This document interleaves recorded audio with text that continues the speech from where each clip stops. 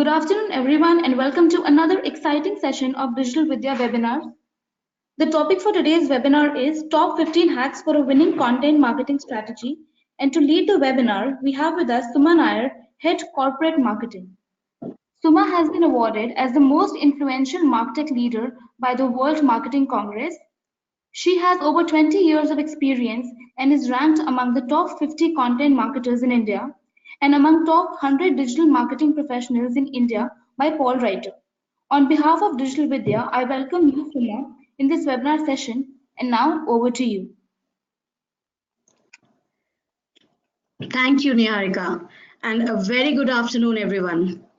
So I'm super excited, not for the webinar, but the fact that tomorrow we have the weekend starting, and I'm sure all of you are looking forward to that as well. Okay, so before I begin this webinar, let me tell you one thing. Life as a marketer is, it's really getting tougher by the day. I'm sure you'll agree with that. So much to learn, so much to implement, and so much to achieve. But the good news is that you're no longer shooting in the dark. Everything that we do in marketing can be measured with handy tools, deep analytics. You have the power to know whether what you're doing is right or wrong. Isn't that amazing? And you know what? Customers have also not made it easy for us, have they? They're evolving, getting smarter by the day. Gone are those days when glitzy, creative advertisements, dazzled people and got the cash register ringing. Life was so much simpler back then. Today's customers are adept at technology and know exactly what they want. They research everything thoroughly. They have options, and then finally, they make the purchase decision. So, what does this mean for marketers? That means that marketers have to evolve too. And we have to make sure that they give the right information to educate and finally empower the customer to make the right decision. So how does one do that? As the webinar topic suggests, content marketing is one of the most powerful weapons in your arsenal that can help you strategize, plan, execute, and finally win your customers. So with that, let me take you through our webinar today, where I will explain what content marketing is all about and why it is important for a marketer. And then I will delve into some tips and tricks or hacks, whatever you call it, that will help you craft a winning content marketing strategy. All right. So moving to the next slide. What is content marketing? Okay. Now, to give you a background, in traditional marketing, companies were always focused on finding customers. So obviously they use techniques such as cold calling and print advertising to TV commercials, junk mail, direct mail, or even email. Now, traditional marketing was, intrusive and marketer centric. Now, actually speaking, the traditional way of doing things, is convenient for the marketer because you can push content whenever you want, even when the prospects when they don't want it.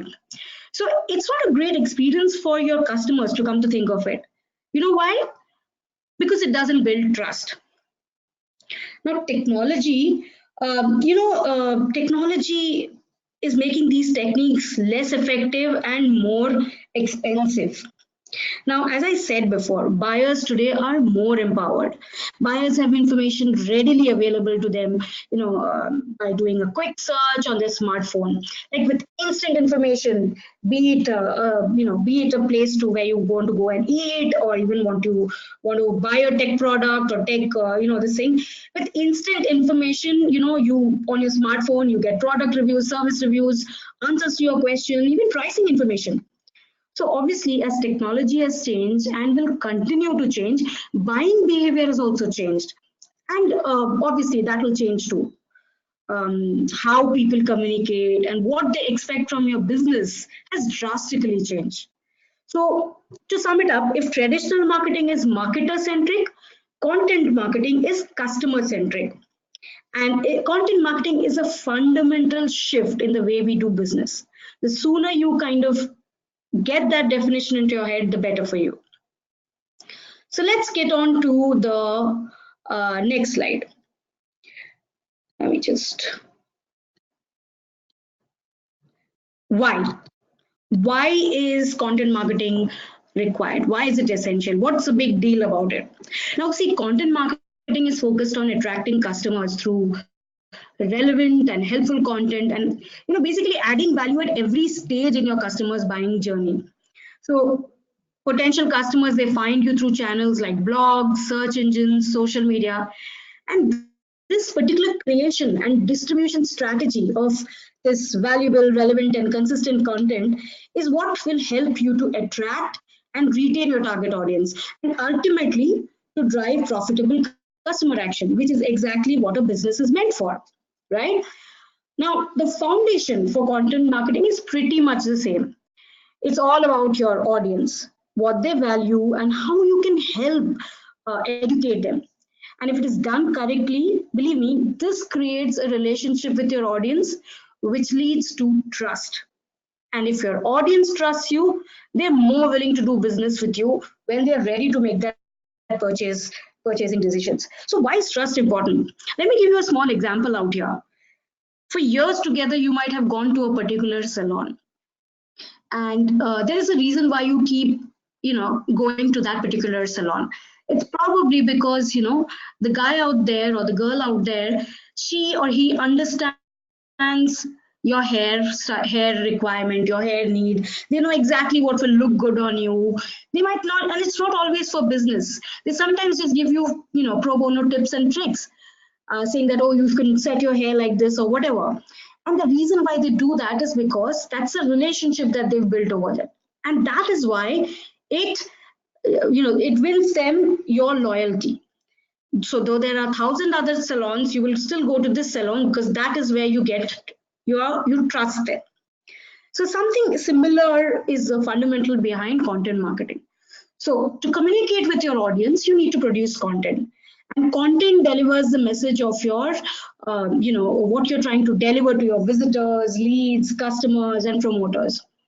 And there are a lot of different ways you can deliver content, whether it is blog posts, emails, website pages, social media, print collateral, and of course, a lot more. But without a message, without a compelling message to be specific, you'd have nothing to deliver. So therefore, content has the important job of pulling people from one stage of your buyer journey to another. And it plays an integral part in the attract, close, convert, and delight stages, which is basically your buyer journey. So your content should attract the right people to your site, convert those people into leads, and nurture and help close them into customers. But you know what? It doesn't stop there. As your content should always delight your customers, it has to ultimately turn them into promoters of your brand or your brand ambassadors. So, in a nutshell, content marketing is really just the art of communicating with your prospects and customers without really having to sell it to them. The selling is short term, but building that relation trust is more long term. And as opposed to marketing or advertising your products and services, you're actually creating helpful, entertaining content that your prospects and customers can enjoy and also learn from. So now that I've told you why we need content marketing, let's see how we can create a compelling content marketing plan. So as I told you, content marketing is not a short-term initiative. It has to be long-term for you to see its benefits. So planning for this content is absolutely crucial, right? So therefore, you have to have a roadmap for your content. So when it comes to creating content, having a plan, actually having a plan for anything is important, right? So obviously creating content, having a plan will give you and your team the ability to basically stay organized. Yeah, you have so much things to do. So at least stay organized, proactively manage your content, required for your marketing tasks, and sometimes also give you the ability to be reactive to unprecedented tasks or unplanned tasks. So let me simplify it a little for you. Like think of your long-term content plan is like it's like an SIP account, like a mutual fund SIP account. So if your goal is to retire someday, then you need a plan, and you need to be consistent with your monthly SIPs. The more regular and consistent you are, and the better you are with the contributions, the more you'll get your return on investment. But in order to retire, you need to be consistent month after month. Otherwise, you'll miss your goals and the ability to retire. That's exactly how a content marketing plan is. So, what's the first step? The first step is to set marketing goals. Now, content is not just about supporting the marketing team. It should be actually supporting the sales team, the customer service team, the product and services team, and so on.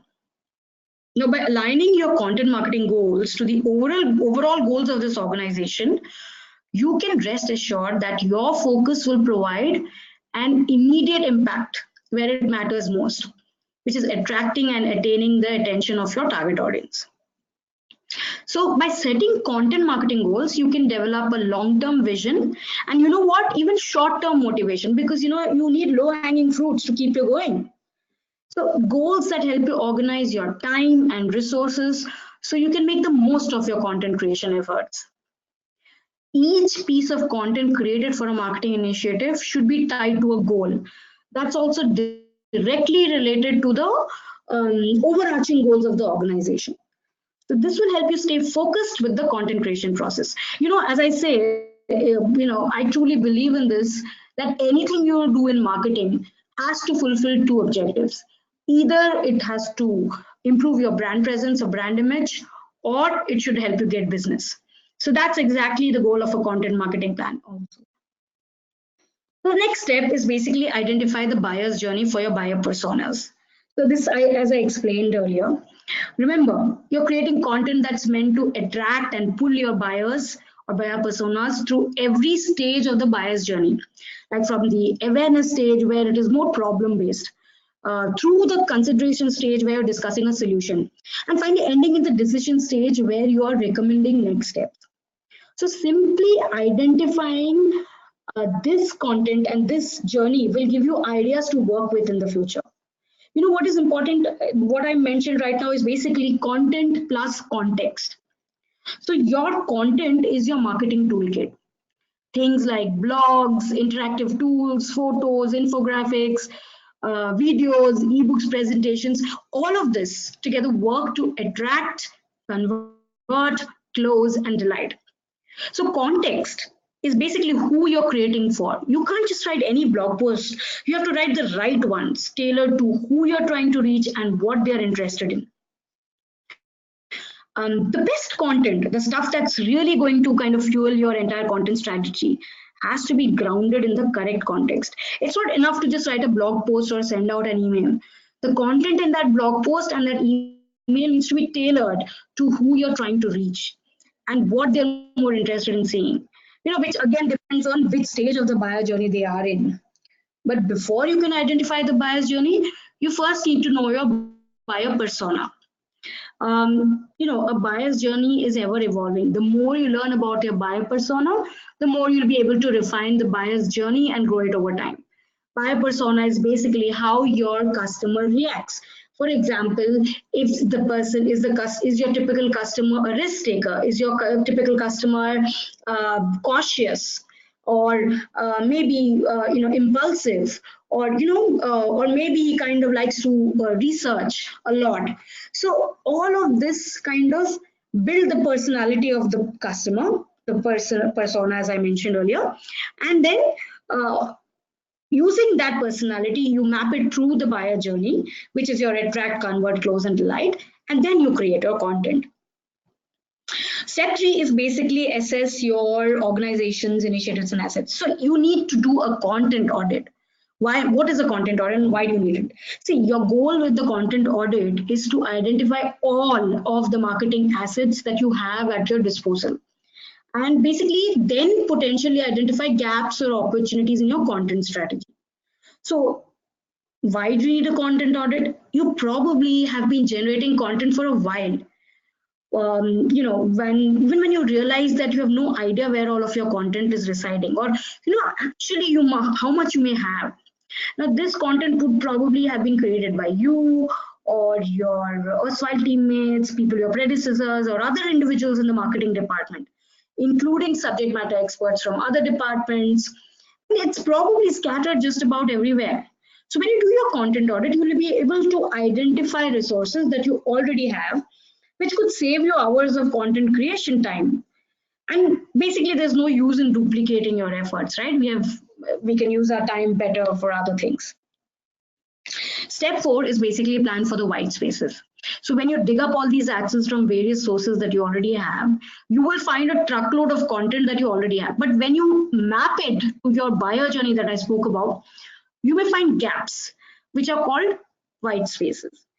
Use these white spaces to identify topics which can be part of your content plan. Go on to step 5. So ensure your message is conveyed across multiple platforms so that you definitely get to be in front of the customer one way or the other. The integrated marketing communication strategy. Basically, ensure there is consistent messaging across the buyer journey, across various channels. It could be blogs, it could be social, it could be podcasts, it could be anything. Your website. Recycle. And once you set that plan, recycle and repeat this process for the entire year. It takes a lot of thought and effort to create a long-term plan. And if you're having trouble, break it up into quarters. In fact, creating content without a plan will only impact your results in the future. So create a long-term content plan, but also organize your yearly efforts and, I'll align it to your SMART goals that we spoke about before. Okay, so now that we've gone through the basics of content marketing, and why it is so crucial for a marketer, let me get to the real reason why you all are attending this webinar today. So, the top 15 hacks for content marketing. Now, I have researched various sites and also based on my experience, my personal experience, I've collated the top 15 hacks or tips or tricks or whatever you call it, which according to me will help you have a sure shot winning content marketing strategy. So you will obviously find a lot of these hacks available on other sites, and you please feel free to read about them. But this is what I think, in my experience, will help you as a marketer. So let's get started. Hack number 1: find a great idea and build your article on top of it. The truth is, creating original content is extremely tough. And let's face it, unless you have the early mover advantage, you'll always be a me too at best. But guess what? Let me tell you internet's best kept secret. There's something known as the skyscraper technique. Hello? The slide has been changed. So it's still the house slide on the screen. Can you change Okay, the hack slide? number 1. Yeah, now it's good. Yeah. Do you see that? Yeah, please proceed. Okay, thanks. All right. So as I was saying, let you on to internet's best kept secret. Now there's something known as the skyscraper technique. It's kind of invented by a gentleman called Brian Dean. So the simple principle behind this strategy: if it worked for someone else, it should work for me too. So what is the first step? Find link-worthy content. Step 2, make something even better. So basically a skyscraper. If you like a building, build more on that. And then step 3, reach out to the right people. All you have to do is find a piece of content that performed really well in your area, in your niche area, and build your piece on top of it. So how do you do that? You could actually use a handy tool, it's called Content Explorer, to search for popular articles. Just put your keywords into it, and the tool will give you a list of articles sorted by the amount of shares that they've got. They have a feature called Pages Over Time. That Pages Over Time chart lets you see the content creation trend for any topic over time. Use this to see your brand mention, the amount of content competitors are publishing, and more. So once you get the topics that you think are aligned to your business goals, first and foremost, research that topic and go much deeper than the author of the original article. How do you do that? You give examples that illustrate the points that you're talking about. Back up your claims with links to research papers and case studies. and add a lot of visuals. So yeah, not everything has to be original, but you can definitely build on it. And there are a lot of people who look forward to more intensive articles. So let's get on to hack number two. Hack number two, blog, my personal favorite. So blogging is an effective way to regularly publish and promote new content, whether it's related to your industry or it's addressing the problems that your prospects and customers have. So what are the advantages of blogging? One, it helps you attract new visitors. And two, it helps you convert those visitors into leads. Think about a stranger searching for information online. They have questions or problems that they're looking to solve. Now, what do? They might go into a search engine, maybe a Google, and then type in their problem. So imagine if your blog posts provide those answers, those strangers can find your post and then there'll be a visitor on your website. That's why blogging is a critical part of the attract stage of your buyer journey. Now, every time you publish a blog post, you're creating a new unique page for your website. This means that you're increasing your chances of ranking in your SEO, the search results, having other websites linked to you, and being shared on social media. And all of this results in new traffic to your site. But your blog and even an individual blog post can do much more than attract new visitors. It can actually help those visitors convert into leads. How do you think so? Well, you've already caught the attention of someone if they're reading your blog post. So your blog post can strategically promote related offers. Anything from your latest video to a free guide to a case study to a brochure. And if your visitor wants to learn more, you can provide them with that logical next step. Your blog can actually help you stand out as an expert in your industry.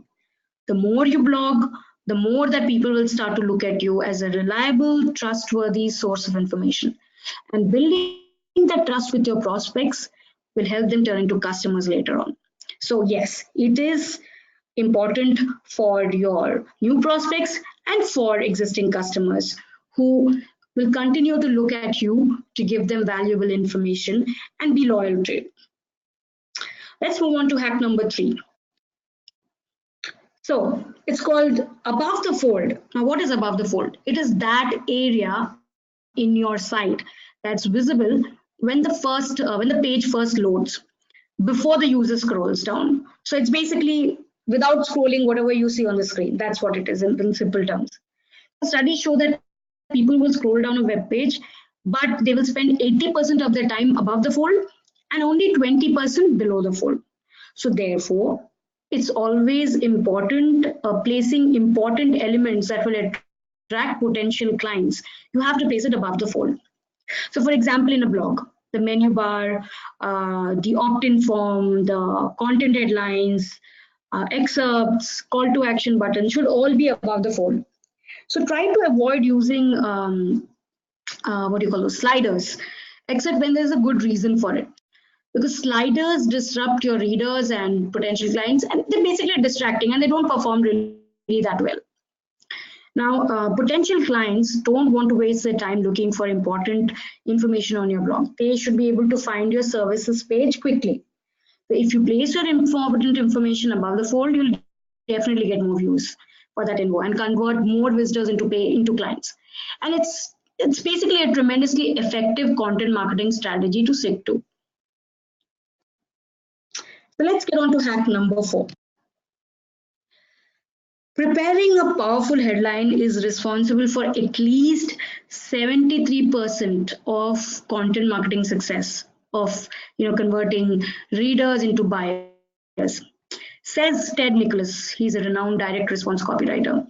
So I agree with Ted. If you want to capture your audience's attention, then you've got to pay serious attention to your headlines. Basically, you have roughly 8 seconds to grab readers' attention before losing them to your competitors. So you need magnetic headlines that compel your audience to click and read. So how does one do that? There are various ways, various types of headlines. So let me take you through a couple of them. One is called a classic how-to. Now, that's one headline formula that's been incredibly effective for more than for I don't know how many years. It's a classic how-to. It's a great way to increase engagement just to be sure you deliver on your promises. Like, it doesn't even necessarily need to start with the words how to be a how-to headline. Let me give you some examples. How to have a healthier and more productive home office.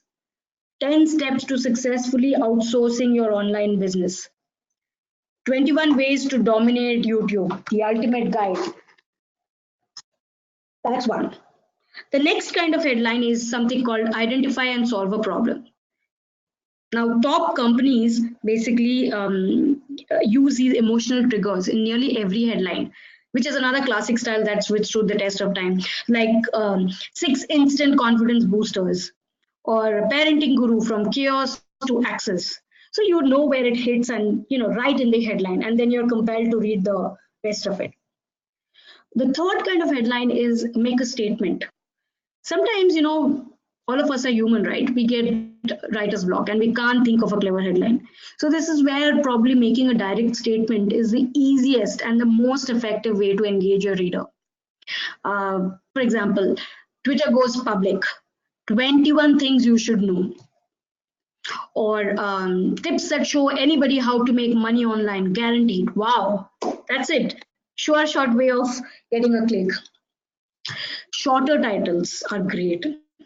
So you have to concentrate on keeping your headlines to the point. People like short and sweet and have limited attention spans, especially online. Come to think of it, how do you behave?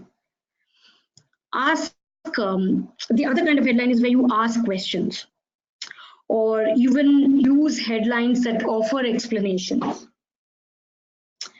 All right, so that's, I think I've established well enough that having an awesome headline makes all the difference. Let's go to hack number 5. A/B test your page. Common sense again, but a lot of people don't do it. Basically, an A/B test allows you to create a variation of an existing page and test this change in the page layout or content. The same page URL will load a random variation after some time. You can compare the engagement in both the versions. So for instance, that you want to test your hypothesis that one headline will generate more leads than other, you can just make the change and see the results for yourself. So for example, usually when you do an A/B test, you can have a lot of variables on this A page and B page. So it could be things like offers. So for example, experiment with the medium of the offer. You might test an ebook versus a white paper or a video, or even the copy. Experiment with the formatting and the style of the content. You could test plain paragraphs versus bullet points, or a longer block of text versus a shorter block of text. Then, or an image wherein you can experiment images, one with infographics, or how the conversion rate is influencing is kind of different for each of these pages. Or you can also experiment with the length of the forms that you use for your lead. Should your form only request an email address or should it ask for more information?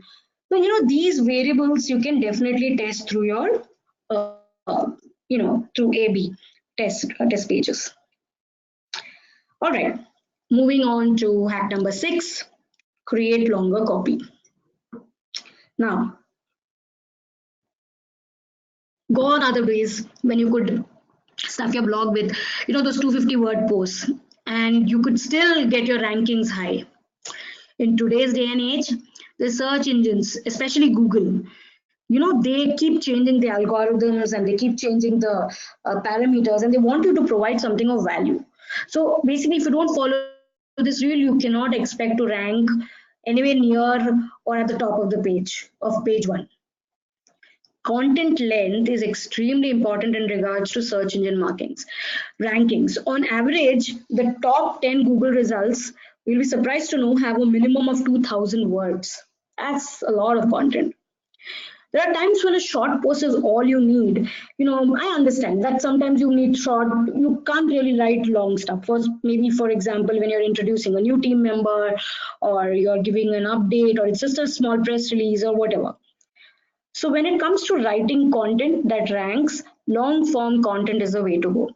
So this should be the bulk of what you do. In short, producing long articles is an excellent way to engage with readers and offer them genuine value and a rewarding experience.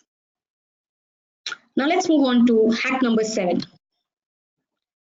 Make your blog social media compatible. Now let me ask you, do you ever share a post without an image or a description? I know I don't, because you'd like to see what you're sharing, right? You like to see if there is an attractive image out there. You definitely want to kind of, you're attracted to it and you feel like sharing it. And if it's got good copy or good content along with it, yes, definitely. So there's something called open graph. If it is improperly implemented, then Facebook or Twitter will not pick up the image and description. And if the wrong image is shown or it doesn't look appealing, then as I said, it will ultimately lead to a loss in traffic. Sharing posts and tweets with the proper information displayed increases your chance that users will engage with your post, which means they're more likely to share it. And that is why it is so important to make sure that you are using an appropriate image and an engaging description. So your post should look attractive as well as engaging, which means the image and the content. Now, making your blog social media friendly not only affects your SEO, but improves how content is displayed on your social media networks like Facebook, Twitter, Pinterest, Google Plus, and LinkedIn. Now, this enhances your visibility and increases traffic by making your updates more appealing for both clicks and shares. All right, let's move on to hack number 8. When you publish your amazing post, you've really worked hard at it and you kind of, you've done so much of research and you've created this article. So is it just enough to share it just once? The answer is a big no. Because with the rapid influx of content and the feeds keep, changing every second, it is important that you reach out multiple times so that you get in front of the customer's eye. The slide is still on hack number 7. The slide is still on hack number 7. Yes, please. Has it changed now? Yes. Yeah. Okay, sorry about that. Yeah, so you need to share it more than once, basically. So sharing it multiple times is an important part of content marketing and it basically helps you get more traffic. At the same time, it is difficult to post at the same time on the same day because it requires too much time and effort. I know that, me and my team, we really have a difficult time kind of, repurposing the content and posting it again and again. Social media scheduling tools like Buffer, Social Pilot, and there are hundreds of such tools. They make it easy to continuously share content, thereby driving more traffic to your website.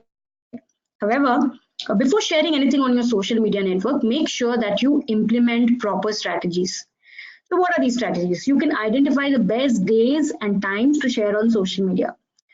Do your own research because depending on the kind of business and the lifestyle of your followers, other times may provide for better interaction. It could be different for different people. Like for example, they say that Facebook, the best time to share is 1 p.m. lunchtime. The best time to share things in order to receive the most comments is on Saturdays. Best time to post a featured story is between 11 a.m. and 4 p.m. Twitter, best time to receive more tweets is 5 p.m. The best time for getting a high CTR at the end of a workday is between 12 p.m. and 6 p.m. And getting the most involvement and number of clicks are Wednesdays, Saturdays, and Sundays. So, it kind of changes as per channel, but more or less it's based on human behavior and your target audience. So if your target audience is students, it has a different set of rules. If it's corporate people, different set of rules. You have to figure out what works. All right, so let's get on to hack number 9. Actively engage on discussion forums. Now, if you want to drive real and targeted traffic to your website or to your blog or to your this thing, then online discussion forums like Quora or Reddit, these can be excellent tools for generating good traffic. It's a low bounce rate. So I'm sure most of you know Quora. On Quora, you can find many topics relevant to your the offerings that you have, or to your post, blog post, or to your article. So be sure to provide your personalized answers and to mention your blog URL or your website URL. This will help you attract more followers and targeted traffic to your blog. So, for example, if someone asked a question about B2B marketing strategies and you've written blog posts where titles like Simple Guide on How to Have a Winning B2B Market Strategy, then you could provide a personalized answer to that question while mentioning your blog post. But remember to be careful when providing an answer, because if your comments are not relevant or they look overly promotional, it could completely backfire and result in negative feedback. Internet is cruel that way. You have to be very careful about that. So Quora and Reddit effectively display content that can be shared or even upvoted in order to increase the popularity of your article or your post or whatever. Let's move on to hack number 10.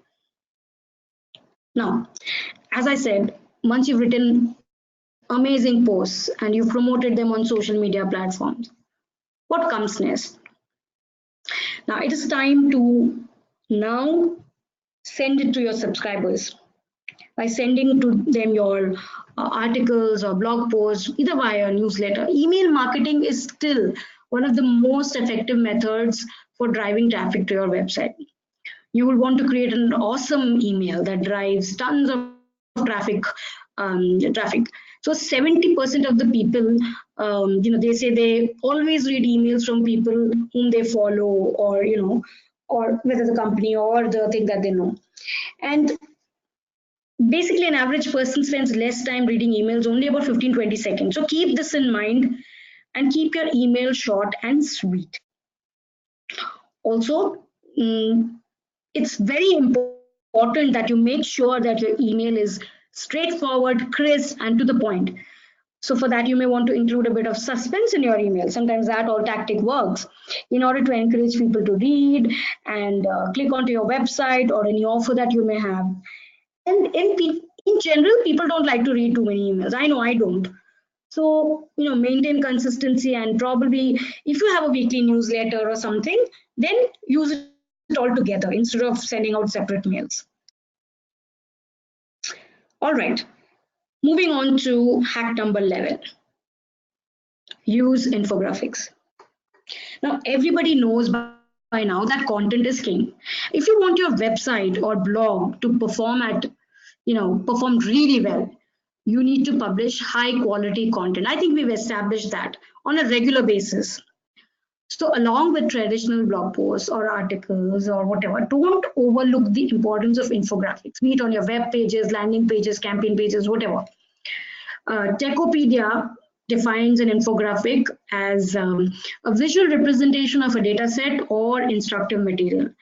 An infographic, it takes a large amount of information in text or numerical form and then condenses into a combination of images and text. In other words, you're combining content with a visual as a means of presenting a large amount of information. Creating an infographic is a lot of work, but it's human nature. When you see something visual, you retain the concept of it, the content of it. So therefore, the end result, even if it is a lot of work, the end result may be better than you ever expected and probably will get you better hits. Moving on to hack number 12. Repurpose your popular content. It's, I think, the most I would completely reinstate the fact that creating content is difficult and it is time consuming. So if you've got a winning, compelling content story, find ways and means to do a quick facelift, or you're doing, basically when you say repurpose, according to HubSpot, you are doing two things. Either you're changing the format of the content, which means that if you had a blog, you kind of make it into a podcast, a social media post, or anything, or a video blog or vlog or something. And then, so that is one way of repurposing. The other is changing the target audience for the content. So if you've been sending it to set A of the target audience, you can change it and send it to a next set of target audience. Okay, so how do you do that? Basically, as I just mentioned, turn old blog posts into a new ebook. And one of the easiest ways to repackage content is to compile posts into an ebook. Convert expert interviews into podcasts, just like I mentioned earlier. Take nuggets of content and make an infographic, or even turn videos into blog posts or vice versa. So this is how you can repurpose content. And that way you don't have to kind of keep struggling for the next bit of new content. Let's get on to hack number 13. Social snippets. We all know how making a good first impression is important for everything. And in search and social marketing, a search snippet is what makes the first impression. Basically, a snippet is what we first see in search results and social media streams. And that is what makes us click or reshare. So when a link to your post is accompanied by an image and a description, it's more likely that people will click on that link to read that content behind it and share it. So there's an element that lets you control how your post appears in a status update. You can manage these social snippets and improve social shareability when you add a few tags to your HTML code on your website or blogs, and there are ways and means to it. So the Facebook social snippet is a combination of the page title, description, image. And like Facebook, LinkedIn also status updates include a title, description, image. Google Plus social snippet also has a title, description, image. So what are the benefits of implementing this rich social snippets on your website? A, you have richer content, summary, images, video, and a shared URL on social media. You have a higher click-through rate for your shared URLs. And obviously, it's a growth of your social media follower base. So one useful tip is that the vast majority of social media network can interpret Open Graph, the meta tags. So I would recommend that you implement it on your site and then add additional info for each particular social network. Moving on to hack number 14. My favorite, basically gamify. Gamification, is a strategy. We're human beings, right? We like to get motivated to do something. That way we are otherwise very lazy. So gamification is a strategy that integrates game mechanics into your blog. The goal is to drive audience engagement and participation. It also gives you long-term followers that will help you achieve your long-term content goals. So, and this can range from all sorts of activities. For example, it can be a contest for best comments, highest engagement rate, and more. And it's a way of introducing game mechanics to non-game elements like, say, for instance, a blog or an article or a page or whatever. So achievement, progress, and competitiveness are some of the aspects of gamification for any kind of game for that matter. These are the three pillars of why people, like games. So let's get some examples out here. One is you can create levels. So for example, you assign your audience various levels depending on their involvement.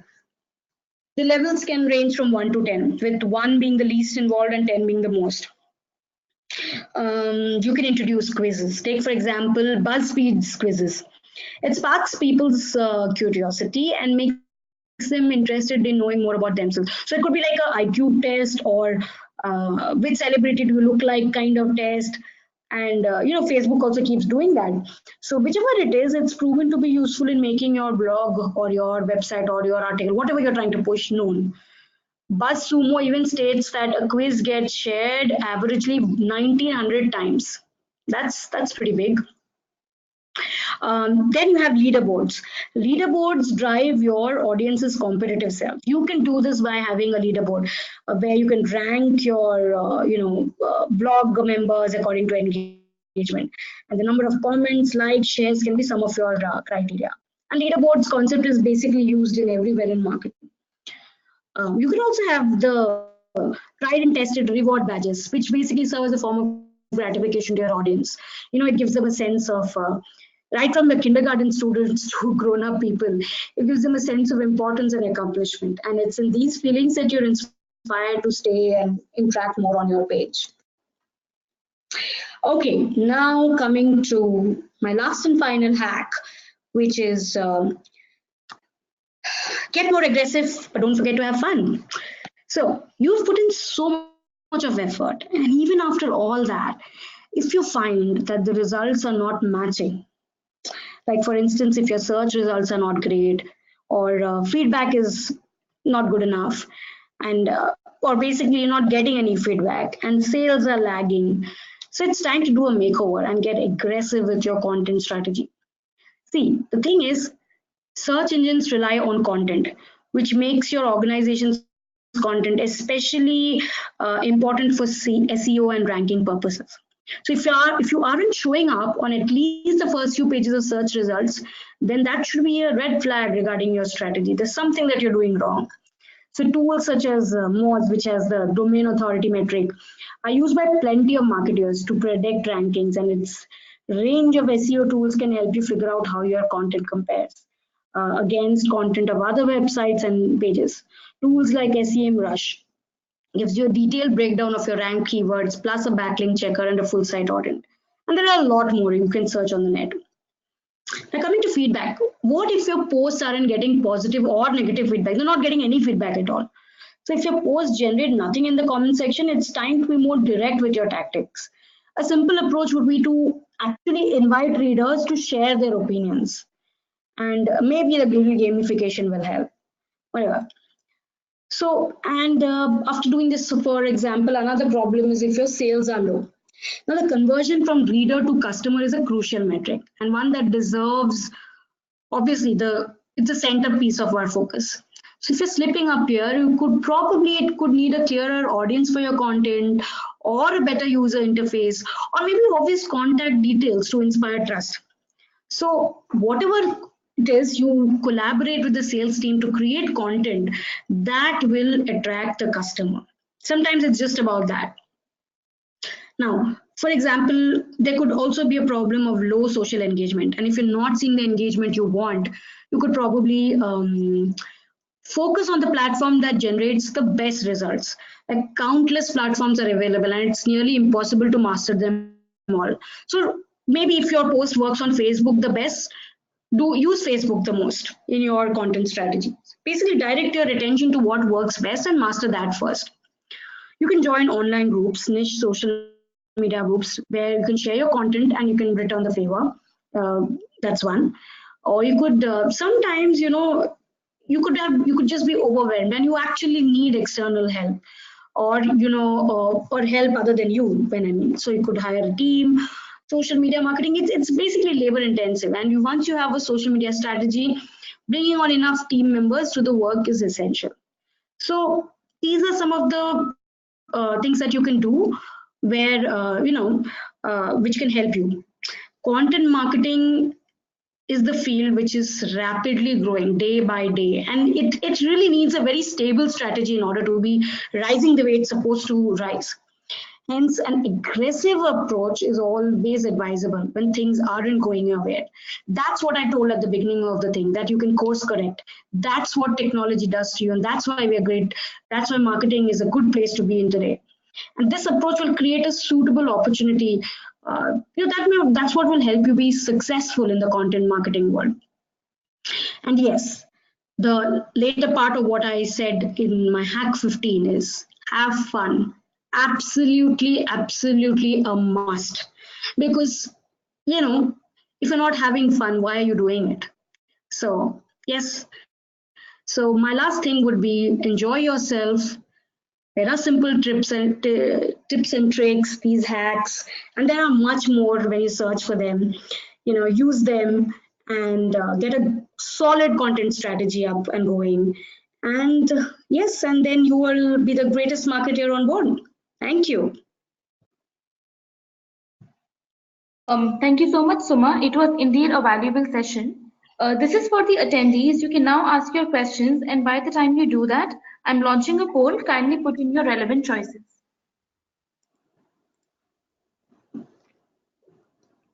Okay, Suma, we have a couple of questions here. Suvarnama asks, can you share some insights about storytelling, its best strategies and Absolutely. importance in content marketing? Absolutely. So storytelling, see, we are human beings, right? At the end of the day, so all of us, right? Right from our mother's stories or grandma's stories, those are the ones that have resonated and have stuck to us for a very long time. So it's important when you're writing any article, whether it is you're pushing, you might be selling a soap, right, at the end of the day. But when you write about what it means to you, the emotional connect that you have, and put a story, twist a story around it, and then position your product, it always works. So, and content marketing works best when you have strong, compelling stories. I hope that answers. Okay, we have another question from Mayank. He says, what was the name of the site for searching trending topics? It was content, yeah, it was content builder. Yeah. Okay, I have another question from Swarnama. She says, I have a lifestyle blog and a local business website. Please share some insights on what kind of content to share on emails twice a week for both, or some best strategies possibly to get more engagement. Sorry, say that again. Lifestyle blog and She says, I have a lifestyle blog and a local business website. Please share some insights on what kind okay. of content she needs to share. Okay, so I think there you go. You have a very interesting area to kind of, and you can have like lots of content that you can write out. So lifestyle, depending on your target audience. So for example, depending on the age group that you're targeting, focus on that first. So for example, if it is the Gen Z, and if it's like between 21 to college going people, or if it's somebody is going just about their first job, so what are the things that they would look at, whether it is the dressing tips, or it could be health tips, or I'm assuming that when you say lifestyle you mean a lot of these things. So you figure out the daily routine of a person, what affects them, what doesn't affect them, and and based on that, there you go. When you do your research of the buyer persona, as I mentioned in my presentation, you will find out that there are various touch points, and these touch points will form your topics for your blog or a newsletter, whatever you choose to kind of put out there. Okay, we have another question from Swarnama as well. She says, how much content calendar is important for a small website or blog, and how to frame a good content calendar? Yes, a content calendar is extremely important. And so basically, if you have, for example, uh, okay, let's say you have an event, okay, or if you're kind of giving an exhibition, or even if you don't have an event, for example, you say that there are certain things which you will do every week, like the newsletter that you just mentioned. So you every Tuesday or every Friday you send out a newsletter on so and so thing. Then what are the other things that you can do out of it? For example, the social media posts, then your podcast. Sometimes it could be a video of you. So once you identify the topic areas that you want to talk about, then you identify the mediums, and then you create the content. That's how you build a basic content plan. And then try not to do it for like a longer period of time. You can make it bit size and do it like for probably a month or two or a quarter, and then you kind of rinse and repeat basically for the entire year. The trick is to keep being consistent and not giving up. That's where a good content plan will help you do. Okay. We have another question from Preeti. She says, which, as per your opinion, is the best platform for creating a blog? And could you suggest some tools for sharing under point 8 and best tools for creating infographics? uh, Okay, so probably can I answer that offline, because I'm not just getting the right thing right now. WordPress, as I know, is the best blog, but there are others. And infographics also, I think there is Canva, there is a lot of other tools that kind of help you, but I'll probably reach out to you offline and give you some more details. Is that okay? Sure, no problem. Then we have another question from Prerna. She says, we are very regular in our content marketing, but our followers are not increasing on FB. So could you suggest some tips and tricks? Content on FB, Facebook, you mean? Yes. Is that right? Yes. Okay, so Facebook, again, as I said, different channels have different strategies. So if Facebook is your main area of content, and that is where, so you need to first look at the timings of the posts that you're doing, the kind of posts that you're doing. You'll have to do a little bit of A/B testing on your posts as well. So for example, something like if you have a visual, whether it is stock images or whether it is, yeah, whether it is stock images or whether it is infographics, or whether it is probably short tips or tricks, what is it that is working, and continue to use that. Then sometimes you need to, as you say, gamify. What is in it for the audience to click onto your post? So that is what you need to look at. And sometimes you might just have to do paid advertisement or sponsored posts to ensure that you're getting across to your right audience. So I think a combination of all of this should help you increase your follower base.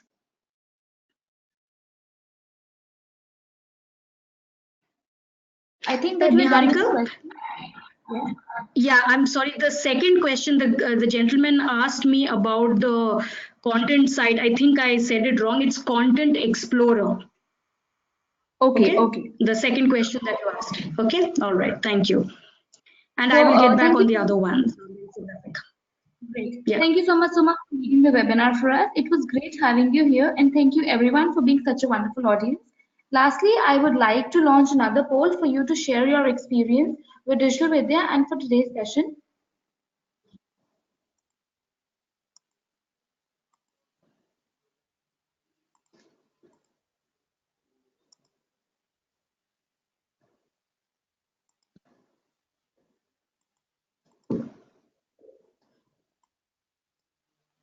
In case if you have missed anything, any part of the session, or if you joined late, do not worry. We will share the recording with you over the email. Please fill in your experience for today's session. Thank you. Thank you, Niharika. Thank you so much, Suma, for leading the webinar, and thank you so much, everyone, for being such a wonderful audience.